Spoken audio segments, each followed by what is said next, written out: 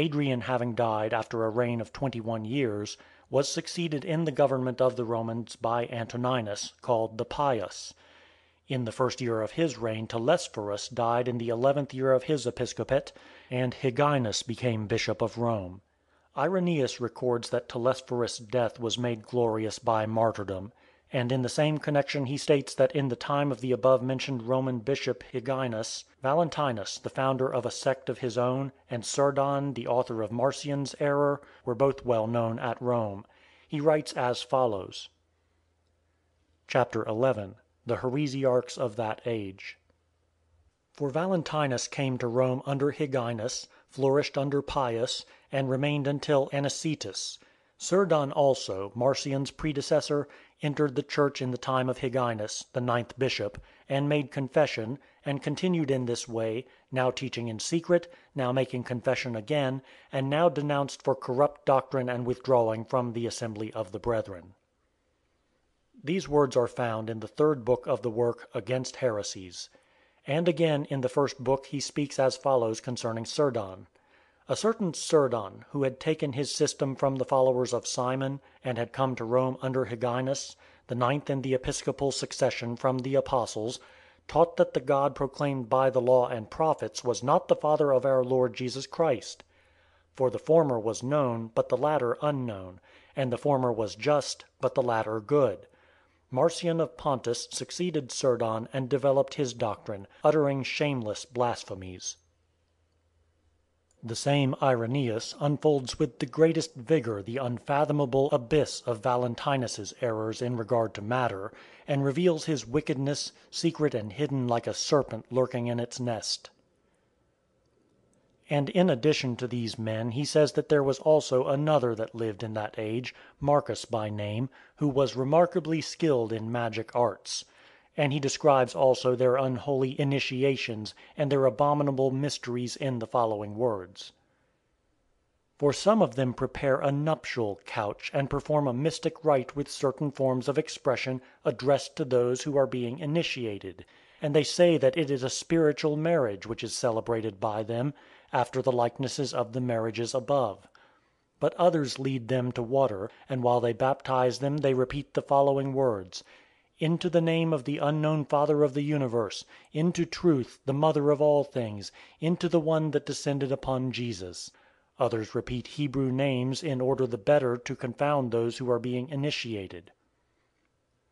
But Hyginus, having died at the close of the 4th year of his episcopate, Pius succeeded him in the government of the Church of Rome. In Alexandria Marcus was appointed pastor, after Eumenes had filled the office 13 years in all. And Marcus having died and holding office 10 years was succeeded by Saladion in the government of the Church of Alexandria. And in Rome Pius died in the 15th year of his episcopate, and Anicetus assumed the leadership of the Christians there. Hegesippus records that he himself was in Rome at this time, and that he remained there until the episcopate of Eleutherus. But Justin was especially prominent in those days. In the guise of a philosopher he preached the divine word, and contended for the faith in his writings. He wrote also a work against Marcion, in which he states that the latter was alive at the time he wrote. He speaks as follows: And there is a certain Marcion of Pontus, who is even now still teaching his followers to think that there is some other God greater than the Creator. And by the aid of the demons he has persuaded many of every race of men to utter blasphemy, and to deny that the Maker of this universe is the Father of Christ, and to confess that some other, greater than he, was the Creator. And all who followed them are, as we have said, called Christians, just as the name of philosophy is given to philosophers, although they may have no doctrines in common. To this he adds, And we have also written a work against all the heresies that have existed, which we will give you if you wish to read it. But this same Justin contended most successfully against the Greeks, and addressed discourses containing an apology for our faith to the Emperor Antoninus, called Pius, and to the Roman Senate; for he lived at Rome. But who and whence he was he shows in his apology in the following words. Chapter 12. The Apology of Justin addressed to Antoninus.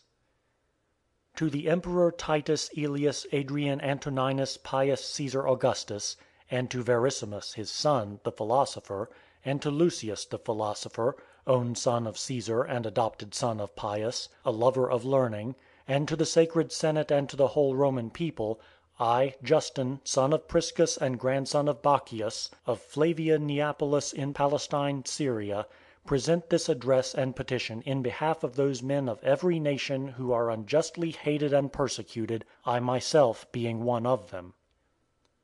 And the same emperor, having learned also from other brethren in Asia of the injuries of all kinds which they were suffering from the inhabitants of the province, thought it proper to address the following ordinance to the common assembly of Asia. Chapter 13. The Epistle of Antoninus to the common assembly of Asia in regard to our doctrine. The Emperor Caesar Marcus Aurelius Antoninus Augustus, Arminius, Pontifex Maximus, for the 15th time Tribune, for the 3rd time Consul, to the common assembly of Asia, greeting. I know that the gods also take care that such persons do not escape detection, for they would much rather punish those who will not worship them than you would. But you throw them into confusion, and while you accuse them of atheism you only confirm them in the opinion which they hold. It would indeed be more desirable for them, when accused, to appear to die for their God than to live. Wherefore also they come off victorious when they give up their lives rather than yield obedience to your commands. And in regard to the earthquakes which have been and are still taking place, it is not improper to admonish you who lose heart whenever they occur, and nevertheless are accustomed to compare your conduct with theirs. They indeed become the more confident in God, while you during the whole time neglect, in apparent ignorance, the other gods and the worship of the immortal, and oppress and persecute even unto death the Christians who worship him. But in regard to these persons, many of the governors of the provinces wrote also to our most divine Father, to whom he wrote in reply that they should not trouble these people unless it should appear that they were attempting something affecting the Roman government. And to me also many have sent communications concerning these men, but I have replied to them in the same way that my father did. But if anyone still persists in bringing accusations against any of these people as such, the person who is accused shall be acquitted of the charge, even if it appear that he is one of them, but the accuser shall be punished. Published in Ephesus, in the common assembly of Asia. To these things Melito, bishop of the church of Sardis, and a man well known at that time, is a witness, as is clear from his words in the apology which he addressed to the Emperor Verus in behalf of our doctrine. End of Book 4, Part 1.